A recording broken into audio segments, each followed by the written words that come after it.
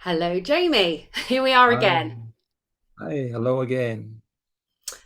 I was been thinking so much over the past week about our last podcast, and we both kind of had so many different ideas for directions of how this should go. But I guess something that's really been very, I guess, prominent and key to themes in your Substack this week is around memory and GLP and memory. And I just wonder whether we could perhaps explore that a little bit together. Well, certainly, that's um, the Substacks for me are places that I store things Hmm. digitally that I might need later. That's how it started. And if you go way, way, way back, there's a few academic articles that nobody would take. And then there was, oh, I'm kind of holding this, news article, whatever. Maybe we comment about it. But I found it a better place to place all of this kind of long form thought, to just to clear it out and leave it there. I may not need it for years, I may not ever need it, but to put it there. And so this week I've been processing something quite heavy, I think. Yeah. Um, Prior to our last meeting, I had a pretty serious meltdown. It had to do with the way memories are stored in our brains as GLPs, and essentially multiple memory spaces, multiple nows, collapsed into one, and it was a bit heavy. It was I would say like viscous, right? It was very thick. It was very, everything is kind of confusing in that way. So I had panic attack first. I had meltdown at home, took the next day off, and so on. And then I did manage to stitch myself together and, do my best for our podcast and the conference appearance. But in processing all of that, because I cannot just like, oh, okay, dust it off and off to the next thing, right? Hmm. For me, and I think for us, based on the responses I've had to these pieces this week, um, this is kind of how we work, right? And so we store memory, experience, feeling, smell, the trauma of things when somebody's yelling at us, when there's high stakes and jeopardy and stuff. Hmm. If we kind of process it in the now, we store it and we may retrieve it later. Hmm. And so that's what happened. But I didn't try to retrieve it. It just, my brain made associations and said, oh, you're safe now. Here you go. Except I was in the classroom, right? I was speaking with a student and I crashed, and I borrowed a Neil Stevenson book title, Snow Crash, for when that happens, like an old telly, when you're off channel and it's just snow. That's kind of how it feels. Hmm. And so I was writing around that because at the time I had no real scripts to kind of explain to my wife, explain to colleagues, like, to my wife, why am I melting down right now? The next day to supervision and to colleagues, why am I not coming today? Yeah. Then on the Monday, why I wasn't there, because so much of adult society wants neat answers. They want, Yeah. succinct summaries. They do not like when I start talking about something that's passionate, I can go on, as you know, for quite some time, right? And they Yeah. don't like that. There's no stamina for that. And so in my memory space, in my vocal space, I it's just this kind of mush, kind of cornmeal porridge. Yeah. There's no real shape to it. And so, first job was try to dissect what's going on, and I had not really thought about it this way. And then to kind of write around it. And then, what happens when memory arrives all at once, Mm. right? How does that feel? How does that impact us, especially if it's traumatic? Yeah. Um, and then, kind of what psychiatry might call rumination. Why do we keep talking about the same things all the time, right? Well, why do gestalt processors return to the same script, Hmm. right? We're feeling around it, we're savoring it, we're, working through it. And yes, it sounds the same because it's a script. That's how Yeah. they work, Yeah. Yeah. right? And then, if it's if the trauma is related to gaslighting, then it's even worse, Yeah. right? Because now you kind of trust what's going on in your head. And you have to kind of work through that. But yeah, that was kind of the week of Mm. writing. As I kind of put writing myself into coherence. Because even at my age, I still don't have a lot of phrases for things that happen, right? Yeah. I don't have a catchy line for this happened to me, right? And so I can call it like temporal compression or whatever. I'm still not comfortable with that, but that's kind of what happens. All of these nows arrive once, and they're in my consciousness competing in the same time, right? So Yeah. so a then has arrived now and Yeah. wants to be now, but it's then Yeah. and it won't go away. Um, there's no real, random controlled trial about this. There's no um, let's traumatize, half of the group and leave the other group alone. I'll see what happens, right? There's no way that you could ethically build a study to examine what happens to us when this happens. And so I know in my own life, and I know in talking with other adults, autistic GLPs, this kind of time shift internally is behind a lot of meltdown. And so there's nothing you can do about it because you have to live life, Yeah. right? So yeah, that is the bulk of the week's writings. And also, I think there's a few more behind that.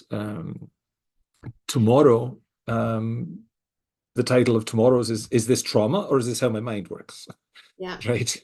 So that we don't gaslight ourselves. And behind that is kind of what we're doing right now, talking as Yeah. memory integrity for us. But for us talking, it looks different. It's not like therapeutic. Like, Jamie, will you please narrow it down? What about your traumatic childhood led you to this? And um, it's not that way. No. It must arrive whole. Um, and then even on the other Substack, um, these are answers to questions that people have asked, and oftentimes it's pleasant to step into those experiences again. That things I haven't considered, and um, a piece that I have coming for the outside just before Christmas, when like the timing of starting the other one was relative to safety as a different person, let's just say, Mm. in a profession with very rigid culture. My first 2 years as a teacher, they could fire me without cause, and I would be banished from the school district. I'm working in never to return again. Right. Yeah. So there's that. And so I have to perform teacher as they expected. And then after the third year is when you can get tenure. So I have to perform those 3 years, and then I have to ask for tenure. And then I have to go through a program called induction, which is 2 years of supervised teaching and they're observing and all of these kinds of things. And again, I have to perform the expected teacher. Mhm. And at the end of that, which I achieved at the end of last school year, you can apply for your lifetime teaching credential. And so I have it. And and I have tenure. So now I'm free to be me. I'm free to integrate everything in my life. I'm free to be crazy with scarves. I'm crazy with color, and no, I don't like the dreary colors of the school, and I don't, you know, I've had the bully in my life that was the memory that dropped into my head, a week ago. Um, she was insistent that I wear the school polo shirt and all of that kind of stuff. Well, they don't make them in my size. So what am I supposed to do? Right? And then I'm a fairly modest person. And so even if they did make them in my size, I don't know that I'd want to be walking around all shapely like that, right? And so I tend to dress kind of loose and baggy and stuff like that. Um, but no, I'm quite tall, and they don't standard stuff, they don't assume somebody's 6'7", No. right? And certainly woman stops at 6 or 5'6", and Mhm. so there is no such thing as a woman that's taller than 5'10", and she's a freak, and these kinds of things. But when you're autistic person, employment is so precious and it's Yeah. so hard to get, and Mhm. so I'm very thankful in my first career in civil service, and I have a pension from that. I'm very grateful. And now I'm happy to be a contracted teacher, Yeah. and have that tenure and have, contributing to another pension that maybe I'll be able to afford to take, these kinds of things. But I think, since I sense the squirrels coming, um, the key to all of this is safety, Yeah. right? My body and my emotional space knows that I'm secure in my housing, that I'm secure in my career, that, if I do happen to melt down, or if I do want to express myself as a whole person, Mm, it won't affect my career and, yeah. and my ability to provide for my family. And I guess Um, that, Jamie, when talking about safety, that immediately makes me on the children and young people that we both support is do they always feel that felt safe because or getting them out of a situation where it feels overwhelming, whether it, and the whole experience, like you say, the sensory, the emotion, what's being said to them at that time, how that's making them feel. And so, and you, when you're talking about safety, is that over many years you've gained that. And I sort of, in my head, I'm thinking, gosh, how can we, our children, to feel that safety? What can we do to support them? There's a question. I think so. I think there was a question in there, but um, on Tuesdays at school, we have our teacher meetings, Mm, and we've had a massive relational fracture at my school. There are bullies in yeah, the staff, there's bullies in the student body, there are factions and so on. And I think the principal is attempting to do some kind of relational repair. yeah. And she has an instructional coach, a wonderful young woman, who thought, well, we do the circle, right, where we all kind of come together and try to heal a bit, in departments or whatever. Mm, And I thought to myself, well, that's in a lot of unscripted words. I don't feel safe there, really. And so I wrote 11 pages of notes, right, about, the top 10 reasons why I think this is a horrible idea. Um, because I kind of trust these things, these corporate things, and I was very much dreading it. But then when I stepped into it, and prior to the event, I shared my notes with her. mhm, She's pursuing a doctorate, and this is part of the thing that she's working towards. So I've tried to be very cooperative with her. Um, but then when I got there and I saw who was facilitating it, it's a man I trust eminently. And so I stepped into the circle and participated. And mm, I kind of did my best to narrate how I experienced circle as a GLP. And it's a funny thing because when when you're asked for, like, tell me that one word you're feeling right now, right? As a GLP, there's panic, right? And oftentimes that one word is not in English for me, right? I wrote about, a couple of years ago about how the word that popped up was German, and on Tuesday it was in Gaelic. So, I just had to kind of drop it there, and everybody looking at me all kind of puzzled. Um, and then I didn't know why that came to mind. It just came to mm, mind, and it's like, okay, here you are. And then it's silence, and they don't know what to make of it, and we go around. And the next round, I've had the time to kind of recover and try to figure out why that word popped into my head. yeah. uh, and I was feeling anxiety from my colleague to my left, um, because he's germophobic, and there's all this passing of tokens, and touch your hands here and stuff, and there's no hand sanitizer for him, and I can feel him as a GLP. I can't feel him. I'm attuned. I've supported him for like 4 years now, so I know him quite well, and I can feel his like absolute popping anxiety. And then to the right of me is a young man who's experiencing grief at the loss of his grandmother, and it's like this doesn't seem like it's what he wants to do. It's not how he wants to process. And so I'm as a GLP, as an attuned autistic person, I'm feeling all of this stuff. Hmm. And to realize that this word that popped to my head was the kind of word that I centered my own grief and processing the trauma and loss of my own grandmother. And so I'm feeling my colleague's pain, and it's reminding me of when I lost my dear grandmother. And so when it comes time to explain, I say the words "smaoinse," and I explain that there are some words in any language that don't translate directly Mm. into host language, right? And this happens to be one of them. But But that was your it's script for that emotion. That was exactly, your exactly. gestalt. Yes, yes. And that is kind of the talisman, if you will, the touchstone of when I'm processing that deep and profound loss, Yeah. the experience of the loss of my grandmother. Um, that's the one word that captures it for me. Um, And I guess and again, it's, every yeah, for people on the outside, it's acknowledging and responding, or not responding, just acknowledging that as your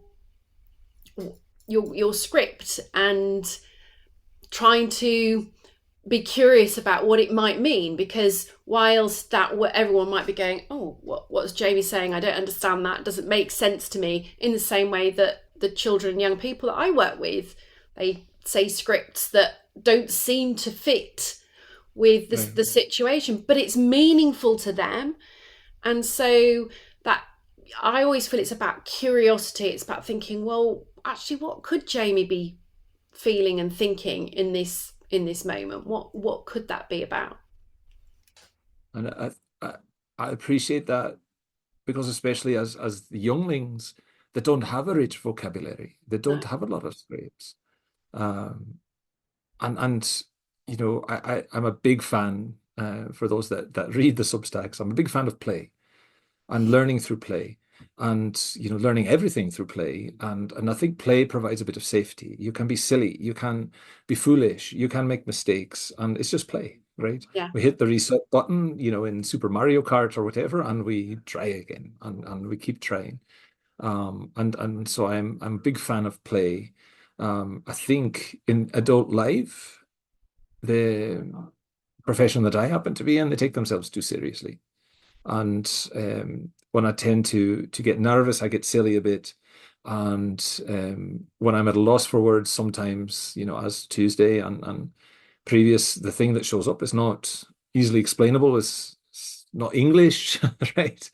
And the funny event that I wrote about a few years ago in a professional development that I thought was just absolutely boring, and it was a sales presentation, it wasn't professional development and all that kind of stuff. And the thing that popped to my head, and you might be able to appreciate this having been in Germany, is oftentimes German sarcasm is like it's a very appropriate word, but it's kind of the inverse of it. And so when the host was trying to get some compliments and she said, here's some note cards and write the one word that you're taking away from this event, that describes, everything, whatever. I wrote nützlich, and then I had to explain it, right? And so she sees, the umlauts and all of that stuff, and so she asks me, Dr. Horrocks, what is that word? And I said, oh, it's a German word. It means it's nützlich. It means useful, right? And of course, in German sarcasm, it's the opposite of that. It's like, oh God, right? But it's a way. I don't know if it's a mask or not, but it's. I think when we're pressured to give that one thing, often something silly comes to Yeah. kind of take the pressure off of ourselves. And I think a lot of us adults use a bit of humor and sarcasm to kind of deflect and A mask. yes, a Yeah. mask. So um, it's not necessarily a refusal. It's I'm not prepared in this setting to be myself fully. Well, it goes back to Right. safety again, doesn't it? Aye, it It's does. it's not safe. And I think without that felt safety in, asking people to express how they're feeling in quite a wide public group of people that you're unsure of because you have lived experience and a gestalt of them being bullying, or have I got the Right. right group? Yeah. Um, Aye. so it Well, doesn't feel safe. So what do you say? You perhaps revert back to a word that held meaning from when you lived in Germany. aye. And other things that happen, Dr. Horrocks, you have all of this experience, whatever. We'd like you to join the committee on positive behavior supports. Well, no, I'd rather not. No. Well, why? You have all this expertise. No, I have all this trauma. I don't want to do anything about it. I don't believe in behaviorism. Obviously, you're not paying attention, right? And these types of things, the very first big thing I put on Substack back in 2022 was a full paper, a full journal paper that had been rejected everywhere. And it came from a conversation I had with a behaviorist who was trying to correct an eighth grader's behavior on something, an autistic boy, gestalt processor, alexithymic. And I was recognizing a lot of that alexithymic kind of attitude and behavior. And I asked the behaviorist, how can you extinguish behavior that is acquired from Mm, the neighbor? Right. So the boy is attuned to his table partner and he's picking up these behaviors. And his alexithymia, it's his, right? So how do you extinguish things that keep popping up? And your man said to me, says he, what's alexithymia? Right. And so out of that question, in my usual fashion, came a massive deep dive journal article mm, about, alexithymia and classroom behaviors. And nobody wanted it. So I was thinking at the time, where can I put this? And that's one of the first pieces that went up on Substack for everybody to mm. have. And I feel like that is just such a meaty kind of area that I think lots of um, people that read your Substack and within like not just my own profession but other professions and parents and um, other interested people will really want to hear about. But I think we need to save it for our next session. oh, So my squirrel is popping up. the squirrel's here. We've run out of time. We've run Yes. out of time, sadly, and also because it's so interesting. I don't want you to stop you in your flow, but equally, I want to like not give it enough time and honor what these words that you're um, describing, because I think it's going to be fascinating. So maybe not next time, or maybe the time after. Who knows? Our organic No, podcast. it is. I just think in terms of wrapping up, oftentimes, especially as we get older, but even in, early years, teenage years, somebody will say something to us, as GLPs, and it will trigger a whole cascade of interests and things that we know, and we tend to be experts in the things that we love. And just to kind of finish with a wee story, a colleague of mine asked, what was mathematics instruction like when I was a child? So this would have been, kind of early 80s. And I was thinking about the stories that the maths teachers gave in my secondary school, and they were all Cold Warrior engineers and this kind of thing, and that's how I was able to do well in maths without language, was by scripts and stories. And so I started going off into four-dimensional non-Euclidean geometric solids and these kinds of things, and I lost him just like that. He was done. And I realized, I can feel that alexithymia, that attunement, I can feel that break. And so at my age, I can stop. I say, oh, okay, I realize you're busy and so on, and I can excuse myself. That's something that a child might just keep going on and on and on and on. Because we inherit those and then we inhabit those memories. And we just want to share. We love to share. And which is why the squirrel exists. Right. Oh, well, thank you so much. Again, really good meeting with you, and I will see you next week. Ah, lovely. I wonder what scarf I'll have to wear then. I know. I'm wondering what lipstick shade and nail varnish shade you'll be wearing. Aye, exactly. Well, purple for these, but I think that's me. See you next week. All right. See you next week.